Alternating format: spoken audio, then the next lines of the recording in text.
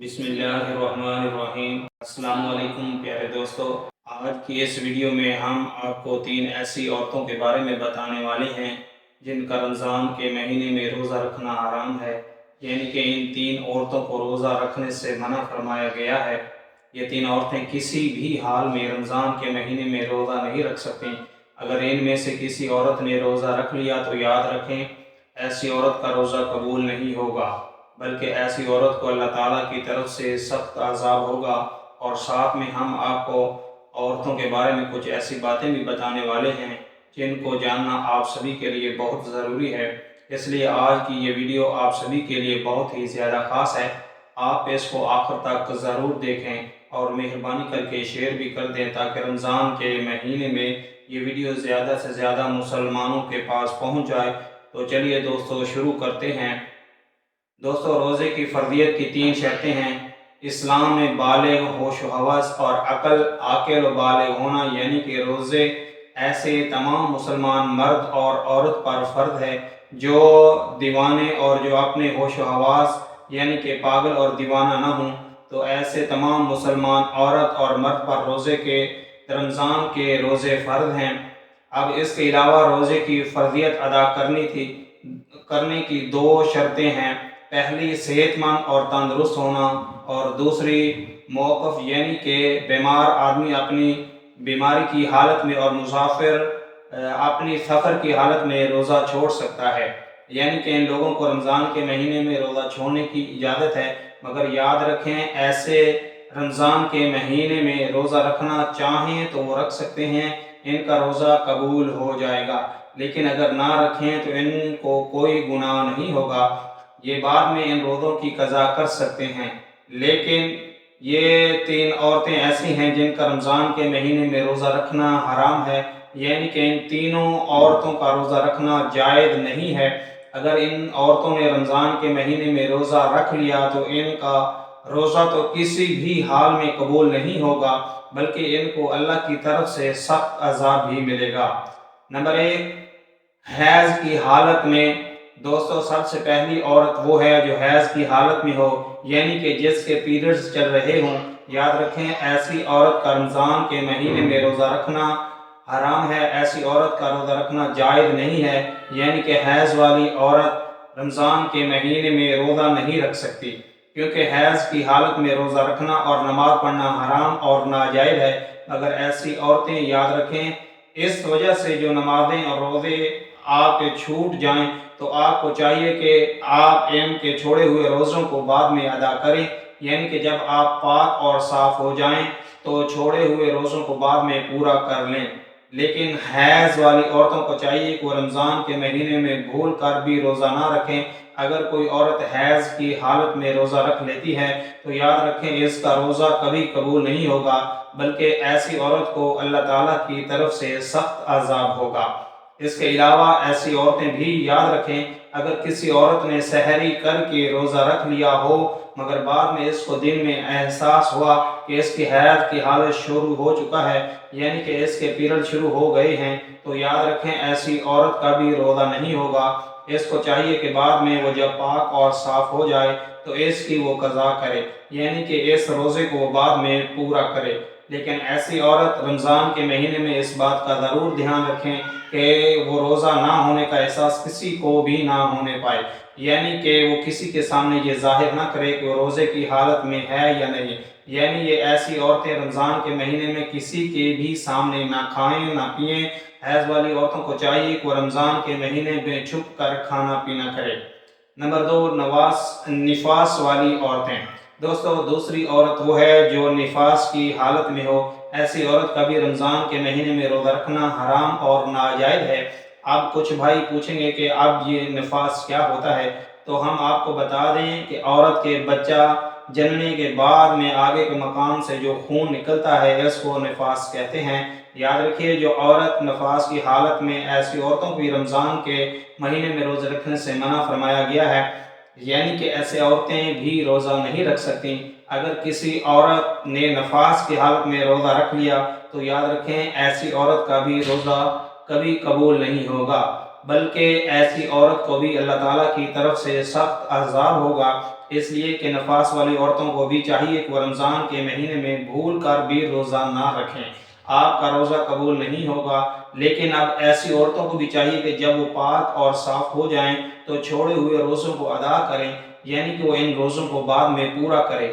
اگر کسی عورت نے رمضان کے مہینے میں روزہ رکھ لیا اور پھر اس کو دن میں احساس ہوا کہ اس کو حیض شروع ہو گیا ہے، پھر اس کو بچے کی ولادت ہو گئی ہے جس کی وجہ سے اس کو نفاس ہو گیا ہے، تو یاد رکھیں ایسی عورت کا روزہ قبول نہیں ہوگا، اس کے بعد میں اس کی قضا کرنی ہوگی۔ دوستو یاد رکھیں اسلام ایک پاک اور صاف مذہب ہے، اس وجہ سے نماز اور روزے کے لیے انسان کا پاک اور صاف ہونا ضروری ہے، اور یہی وجہ ہے کہ اسلام میں حیض اور نفاس کی حالت میں نماز اور روزہ رکھنا حرام بتایا ہے، ناجائز قرار دیا ہے۔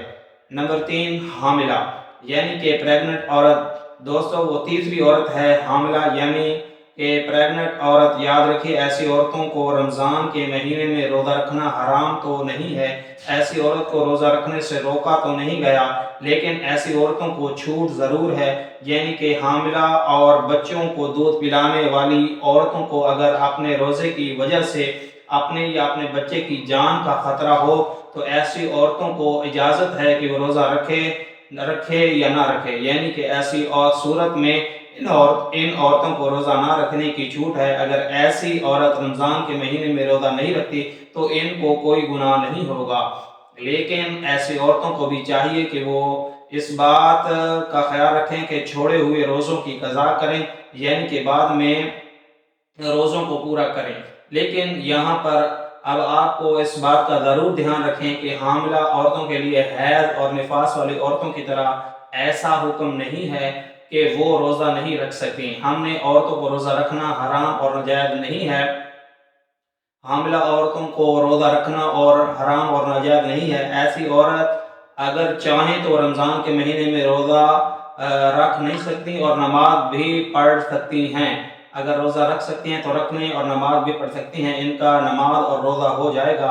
اس کے علاوہ اپنے بچوں کو یا دوسرے کے بچوں کو دودھ پلانے والی عورتیں بھی اگر کمزوری کی حالت میں ہیں یا پھر روزہ رکھنے کی وجہ سے اپنے یا اپنے بچے کی جان جانے کا خطرہ ہو تو یاد رکھیں ایسی عورت بھی رمضان کے مہینے میں روزہ چھوڑ سکتی ہے۔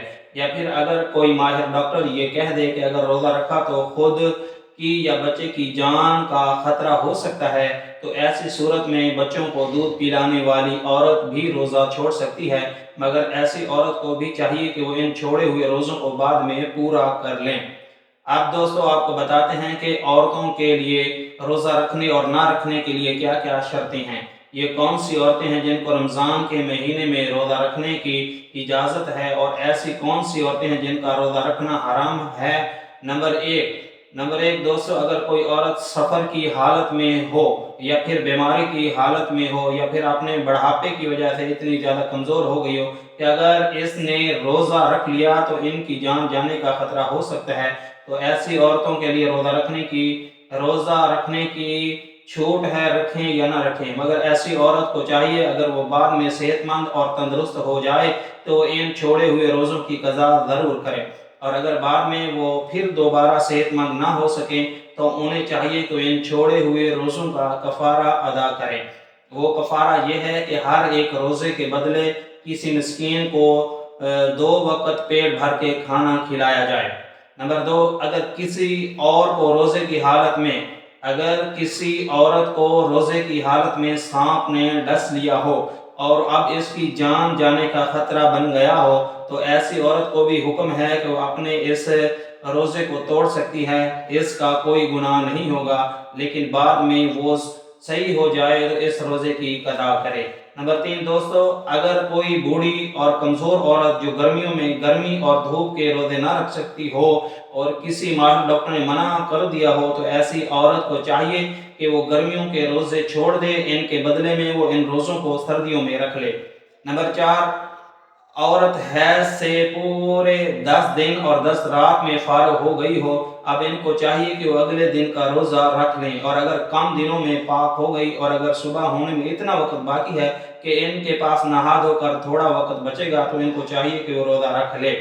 نمبر 5 دوستو یاد رکھیں حاملہ عورت کہ یعنی کہ پریگننٹ عورت کی 2 رکعت نماز عام عورت کی 70 رکعت نماز سے بڑھ کر ہے، اور اگر کوئی عورت اپنے بچے کے رونے کی وجہ سے رات بھر نہ سو پاتی ہو تو ایسی عورت کو 70 غلام آزاد کرنے کا ثواب ملتا ہے۔ اس کے علاوہ اگر کوئی عورت بچہ پیدا ہونے کے 40 دنوں کے اندر انتقال کر جائے تو اللہ تعالیٰ اسے شہادت کا درجہ عطا کرتا ہے۔ نمبر 6 دوستو، جو پاک دامن عورت اگر رمضان کے مہینے میں نماز روزے کی پابندی کرے اور اپنے شوہر کی خدمت کرے تو ان کے لیے جنت کے 8 دروازے کھول دیے جاتے ہیں۔ نمبر 7 باریک لباس پہننے والی عورت اور غیر مردوں کے ساتھ ملنے والی عورت کبھی بھی جنت میں داخل نہیں ہوگی۔ جنت میں لوگ اللہ کے دیدار کی خواہشمند ہوں گے، مگر جو عورت دنیا میں پردے کی حالت میں رہے گی ایسی عورت کی دیدار کے لیے اللہ خود خواہشمند ہوگا۔ تو میرے دوستو، یہ تھی ہماری آج کی ویڈیو۔ ہم امید کرتے ہیں کہ ہماری ویڈیو آپ کو ضرور پسند آئی ہوگی۔